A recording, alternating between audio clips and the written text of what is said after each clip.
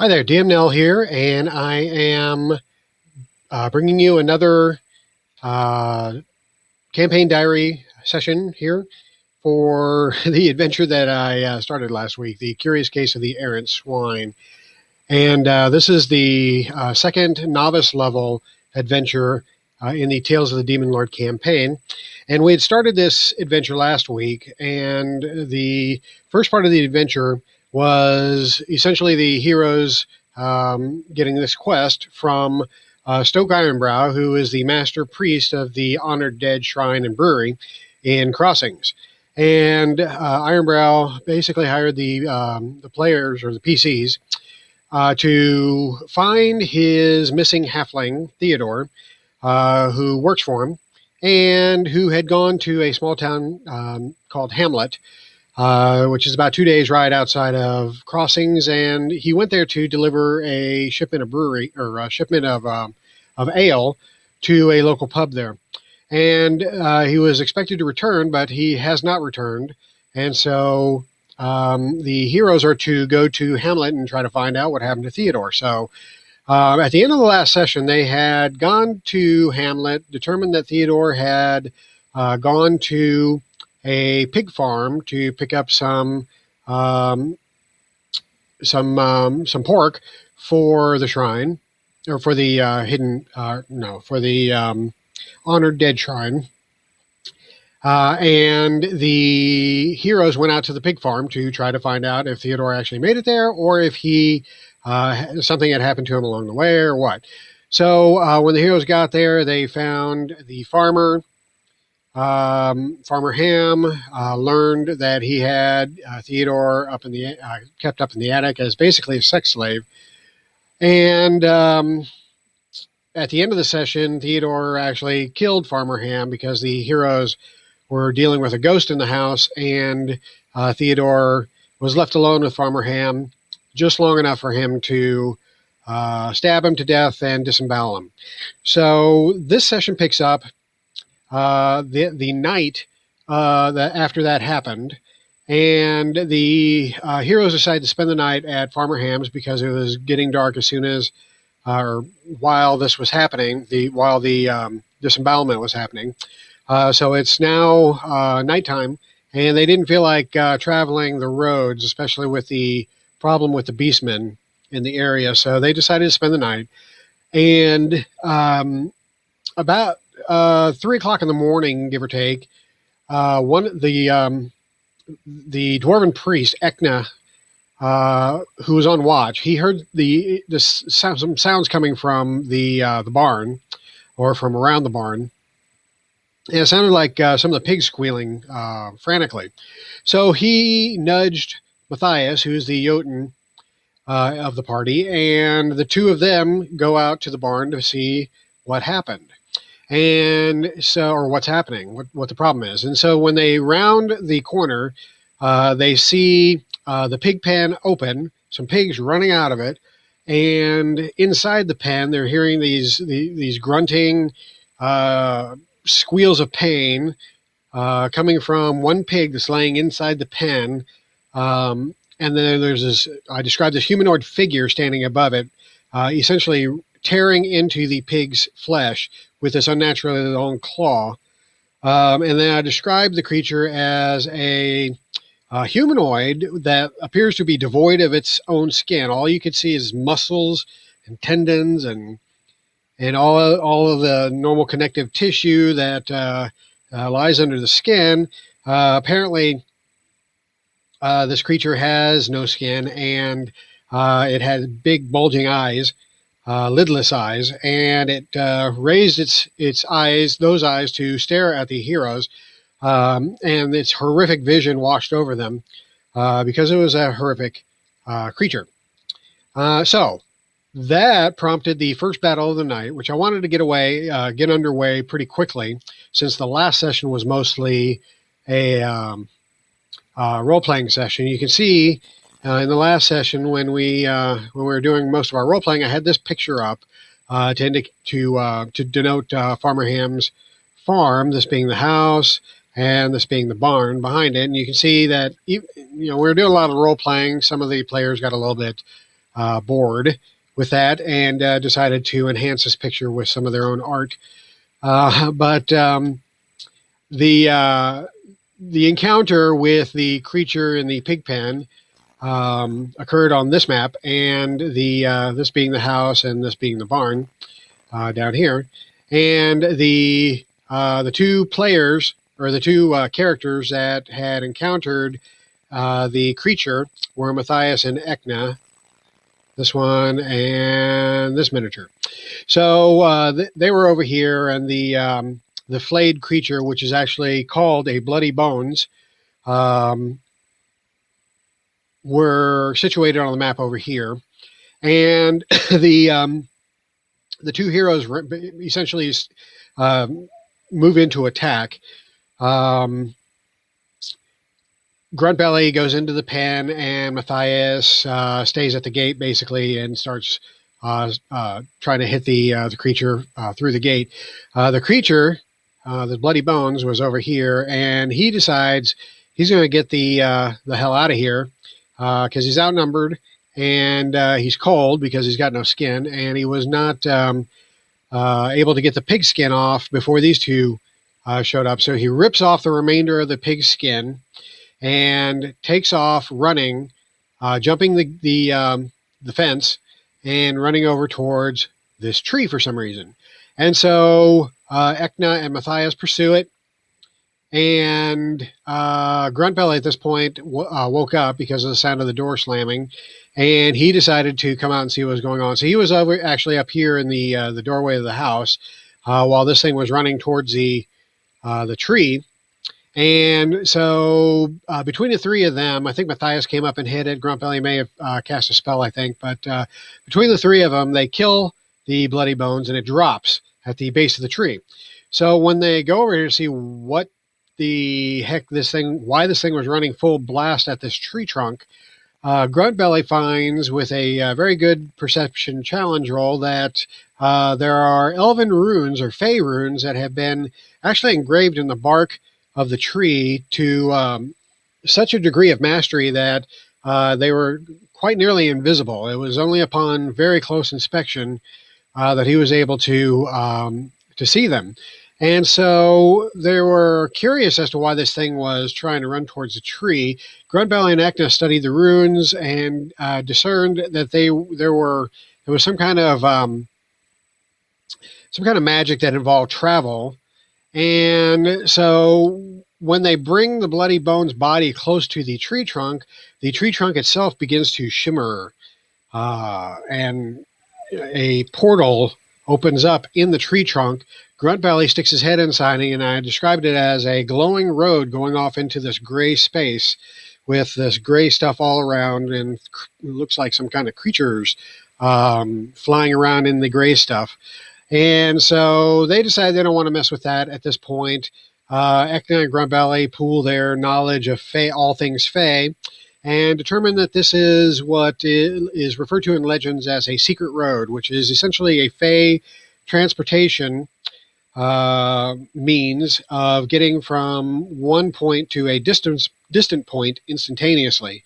And so this portal apparently leads somewhere, but there's no indication as to where it leads. So they decide to leave it alone. And instead, they go back in the house. And when they go in there, they find Cain and Delia. Oh, let me back up. Before they get to the house, I informed them that they see a red glow in the sky coming from the direction of Hamlet. And so they deduce from that Hamlet is burning, since they're able to see this glow 10 miles away. So that is a bit concerning to them. They go inside, find Cain and Delia talking, and Delia is basically telling Cain that she's going back to the Sentinel Wood, to the Fey shrine that her and her companions had found, so that she can rescue her companions who were still there. She tells Cain the story of how they found the shrine in this area that contained a number of standing stones, Fey standing stones, rune engraved standing stones, and there was this circular stone on the ground that they pushed aside to reveal a stairway going down into the earth. So they entered the Fey Shrine, but they were attacked by these, what she referred to as skinless devils. She was wounded and tried to escape, leaving basically all of her possessions other than what she was wearing inside the shrine.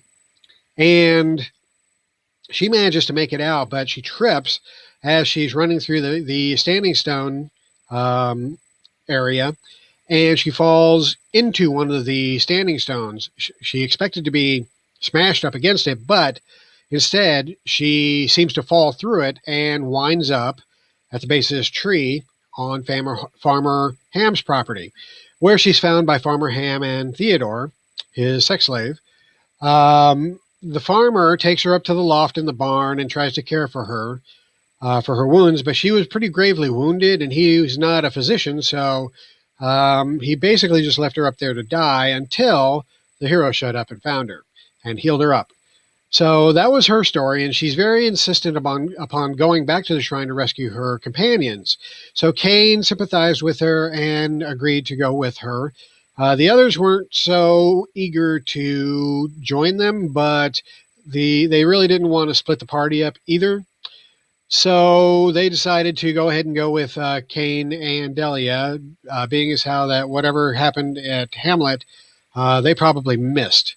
So they decide to go ahead and follow Delia to the shrine. But the shrine is about 16 miles into the Sentinel Wood that it's supposedly is crawling with beastmen. So instead, the three that discovered the portal at the tree talked to these two. And then after Delia shared her story, they all determined that this portal leads at least from that standing stone to here. Now, whether it goes back the same way, they don't know, but they're willing to see if that's the case. So they all congregate back at the tree. Matthias actually chops the head off of the bloody bones, so they don't have to carry around the whole corpse. And so when the bloody bones head is brought to the tree trunk, it activates, or it seems to activate the portal, and they all go through, and they appear at the Fey Runes, not in the Forgotten Realms, the ruins of this Fey site. So here's the standing stone field that she described, and they all appear around the standing stone over here that she tripped and fell into. So they find the portal the same way that she described it, and they decide to descend into the portal. And just as a side note, DM side note, I really didn't need this map. There was no action here. There was no combat, no role playing really. It was just a matter of describing where they appear and expecting them to go into the hole. Really didn't need to set this map up, but I already had the map. It was fairly easy to pop up there, fairly quick to do so. So I figured a visual, whenever I can use visual aids, I try to use visual aids, even if the visual aids aren't entirely necessary. So that's what this map is for. But anyway, they descend the stairway going down into the earth. And they, when they reach the bottom, and Matthias is the 9-foot tall Jotun that's leading, they find that the tunnel is flooded, and so Matthias starts stepping down into the water, and he gets down to the 6-foot level, I should say the 2-yard level, and it's flooded actually down to a depth of 4 yards. And so he stops at this point and notices that the water over here is rippling. And rising up from the water is this huge hulking mass of corpses that are chained together into the shape of a huge size corpse, humanoid shape, roughly. And this is a chain bound. The creature is called a chain bound. And it immediately starts attacking Matthias and those that are on the stairs in the room. with this long length of chain, basically smashing at the characters as they come down the stairs. So a battle ensued. It attacked a couple times, did some damage. It actually managed to wrap the chain around Matthias and drag him into the water, which I was kind of hoping would happen. But the creature was eventually destroyed. And the way I describe that is the chain was severed and all these bodies basically just fell apart. And without them being together under the chain, evidently whatever magic was holding them together just kind of deteriorated, and they were no longer animated. So that's how I described that particular end scene. The group gets into the water and starts swimming down this tunnel, and they were attacked by this swarm of fish that had found its way into this tunnel. And so they had to fight that a bit while they made their way into this next room here. Matthias had to grab Delia, who was the one being attacked, and drag her in. But they didn't really destroy these fish. They just managed to get away from them with only Delia and Kane actually taking some damage from that. So this circular chamber they found themselves in had a door that was partially submerged in this water, which was not as deep as it was in this other chamber over here, but it was still deep enough to require the PCs to swim. Most of them could not touch bottom. So they instead climb up on this ledge, and that is where the session ended. So they didn't get as far as I would have liked them to have gotten, but we only have 3 hours to play. So, we got as far as we could. So at any rate, I wanted to describe a little bit about this map that I'm on. I actually had to put this together using several of the map sets that I've purchased. And the map set that you're looking at here, I forget what it's called exactly, but it is one of the modular map sets. This isn't a pre-built dungeon. It's actually a modular set that I had to piece together. And so I tried to approximate the map that is in the adventure itself, which is hand-drawn and looks something like that. So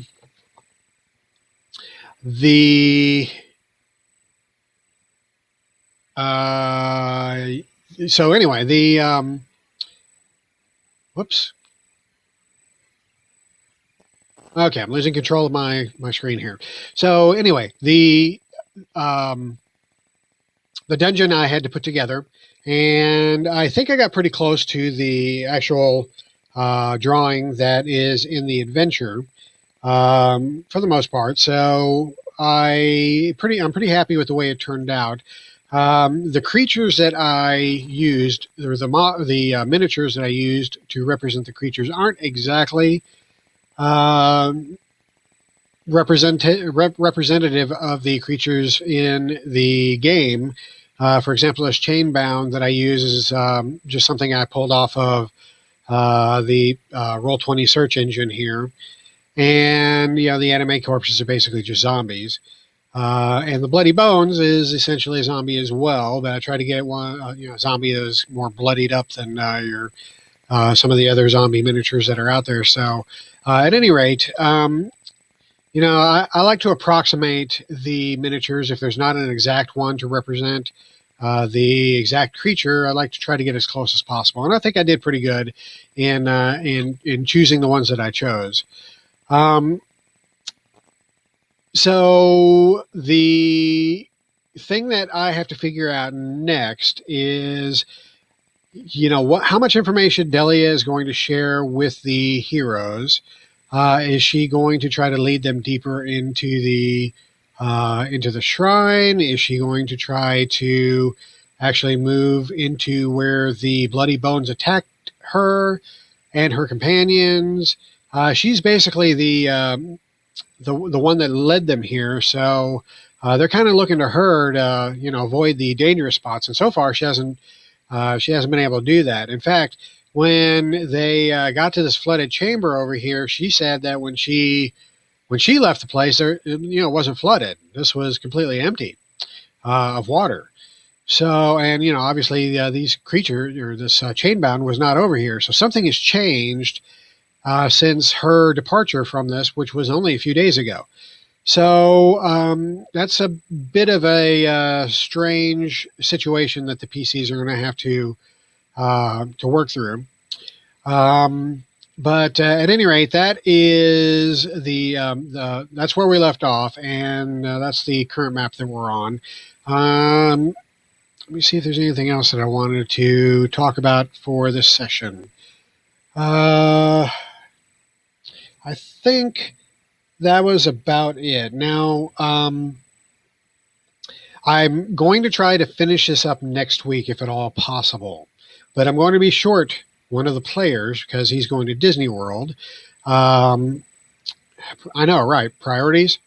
So anyway, I'm just going to have three players instead of my usual. No, actually, I'm only going to have two players instead of my usual. No, I'm going to have three. Sorry. Wow, I can't think tonight. I just got off a long day of work, so still trying to wind down. But anyway, enough excuses. I'm going to have three players next week instead of my usual four. So, and three is still doable. If I was down to two, I probably would have just canceled the session because I don't like playing an existing game with half of the party missing or half of the players missing. So, but since I will still have three players next week, I'm going to go ahead and continue this, and hopefully we'll finish it, or at least get to the point where we can finish up the following week when we have the fourth player back. And I'm anxious to get to the first of the expert tier adventures, which is called Temple of Shadows. And it's actually going to leap the timeline up a bit for the characters and allow them to have some downtime. And I want to play with the downtime rules from the Forbidden, let me find it here, Forbidden Rules supplement that was released just a few weeks ago. Here we go. The Forbidden Rules supplement is a collection of variant rules and experimental rules that Robert Schwab had either thought of and discarded, or thought of and decided not to use because there was a better way, or had tested it, but it became something that he didn't want to include just quite yet in the game because it wasn't quite at the fleshed out to the degree that he was satisfied with. So anyway, this is it's an excellent book. And I really wanted to mine it for some stuff. And one of the things that is in here is some downtime rules, which is some essentially a bunch of tables that the players roll on while they're on an extended downtime period. And the tables can can really mess with the characters. I mean, they can really go from being anything from in an accident to in a fight to finding some treasure to actually dying. They can actually die during their downtime just by rolling these tables, which of course they wouldn't remain dead. They would unless they wanted to be dead. I would let them come back somehow, but then they would have to either tell me how they came back, or they would have no knowledge of how they came back. They just woke up one day, and that would be an adventure seed that I could use later on. So anyway, it's an interesting thing. I want to try that, but we have to finish this adventure first. So that's the plan at any rate. Another thing I need to do before the next session is I need to stock this adventure with some additional treasure. There are some items that are presented in the adventure itself, but really not that many. And I'm a DM that likes giving out stuff. And since I'm not sure if my players will want to continue playing Shadow of the Demon Lord when we're finished with this campaign, I want to throw some stuff at them and get them, good and immersed in the game experience for this game system. So I'm going to try to stock it with some more treasure, and I'm actually looking through some of the other supplements for Shadow of the Demon Lord, especially Terrible Beauty, which is the Fae supplement.